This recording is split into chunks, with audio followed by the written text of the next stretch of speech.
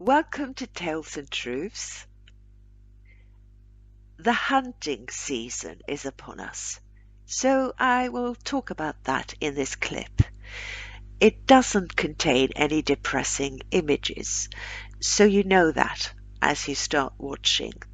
I'm so happy that you're here, beautiful animal lovers. Please like, share and subscribe. It really helps the channel if you do. I can make videos here, but it means nothing without you.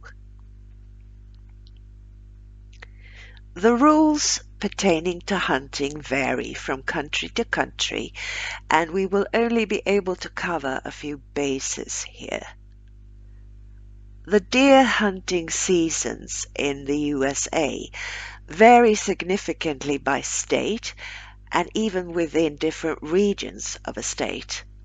They generally fall between the months of September and January, but some states have early seasons starting as early as July or August.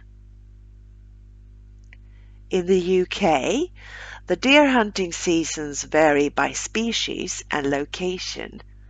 Generally, male deer, stags and bucks, can be hunted from early August to late April, while female deer, hinds and does, can be hunted from early November to late March. However, some species like muntjac have no closed season and can be hunted year-round. The deer hunting seasons in the EU vary by country, species and even region within a country. Generally, the hunting season for male deer, bucks, often start earlier than for females and antlerless deer. For example, in Ireland, male sika and red deer can be hunted from August 1st to April 30th, while females and antlerless deer can be hunted from November 1st to March 31st. In Hungary, roe deer bucks can be hunted from mid-April to the end of September, while does and fawns are hunted from October to the end of February. Fallow deer hunting typically runs from August to January. In the Netherlands, roe deer bucks are typically hunted in the summer, May to September, while does are hunted in the winter, January to mid-March. Fallow deer hunting generally runs from August 1st to February 15th. In Sweden, the deer hunting seasons vary by region and species, but generally, roe deer hunting is open from August 16th to the end of January in southern Sweden and from September 1st to October 31st in mid and northern Sweden. Red deer hunting starts in early October and lasts until late January and can be extended until mid-February in some areas. Fallow deer hunting typically runs from October to late January.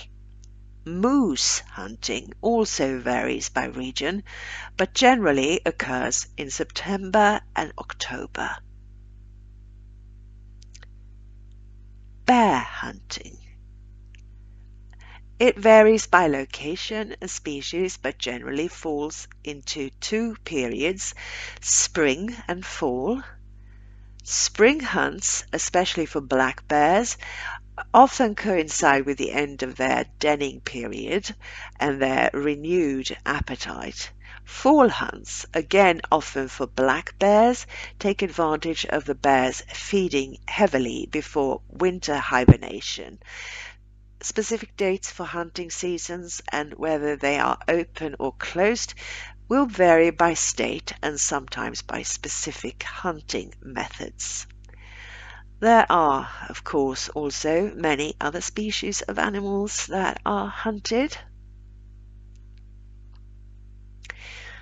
The most common hunting method is stand hunting, also known as still hunting, where a hunter waits in a concealed location for an animal to approach.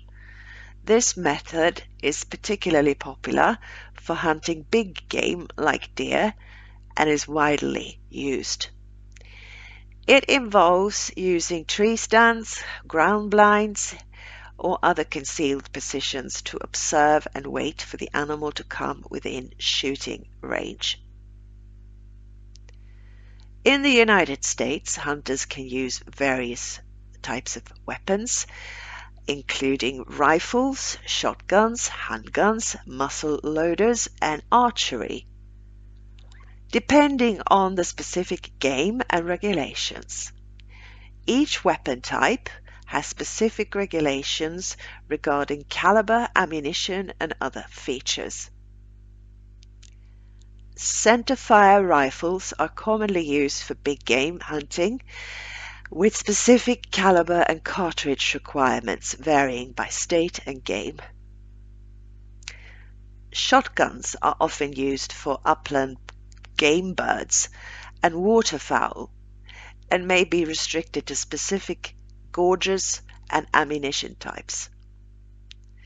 Certain states allow handguns for hunting, with regulations often specifying caliber and barrel length.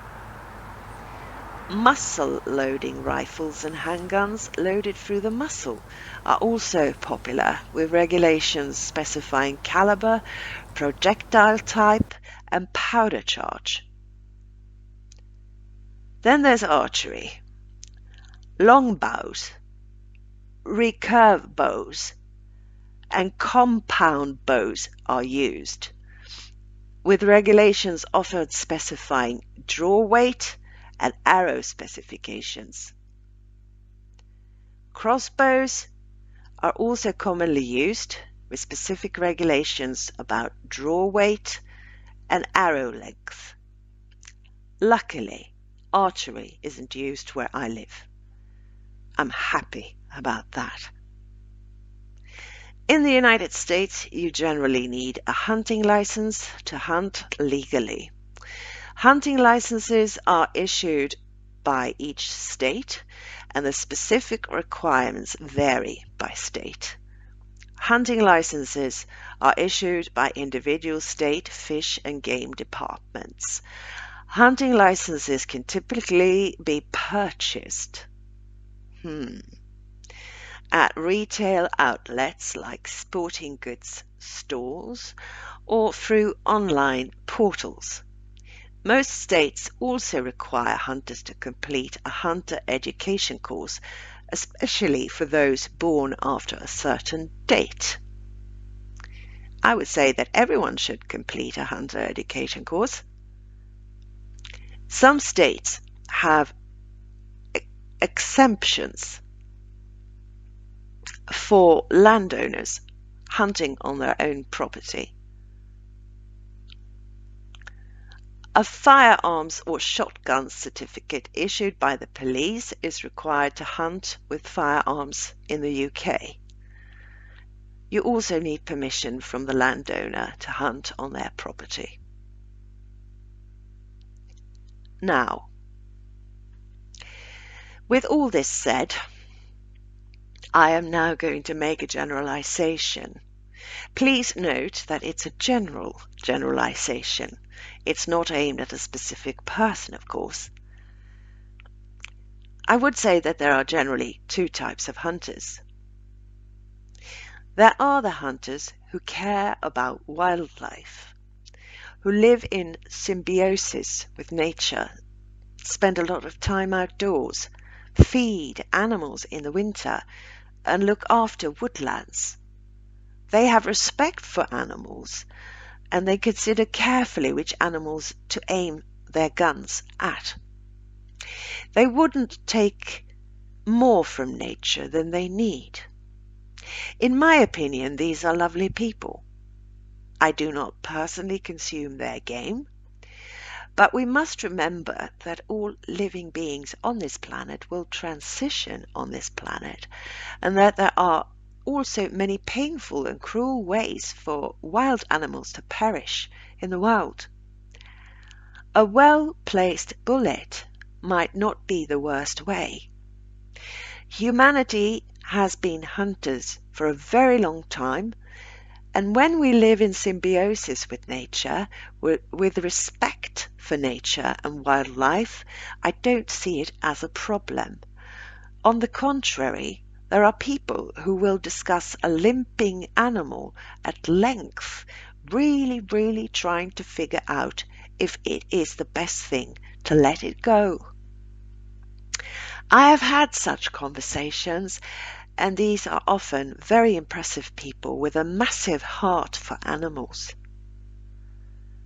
However, there is another type of hunter. And here comes a generalization, but I can make it because I talk to men like this every day, through my work, doing other things. These hunters turn up, often in their four-wheel drive jeeps, usually from a city somewhere, and they are out to boost their feeling of being masculine men through shooting and killing animals. It's a game to them. They shoot at way too much, shoot way too many animals, and some of them are not even good shooters. They sometimes wound animals. They are out hunting way too often, every weekend in many cases, stuffing their freezers and continuing to shoot when there's no longer space in them. It's a macho game to them. They want trophies on their walls and meat on their barbecues that they can point at and tell everyone who can't escape listening that they shot and killed. And it's nothing to do with love for wildlife or the need for sustenance, as they live 3 minutes away from a supermarket. It's about vanity, and they are often nothing more than overgrown children who treat nature like a video game. Some of them also buy woodlands, and in many cases they simply have all the trees cut down for a quick buck selling timber. They are usurpers of nature with no feeling at all for wildlife. There, I said it. I stumble a little too. I apologize. It makes me sick to know that men like them, because it is men, are out in the woods with rifles. And I can't stress enough that it's important that there is legislation and that authorities are strengthened where it comes to the right of wildlife. Wherever you are, I hope that you are an advocate for animals, that you encourage your local politicians and the official bodies working with these issues to keep thinking of what is best for animals. Thank you for listening, and please like, share and subscribe. That really helps the channel.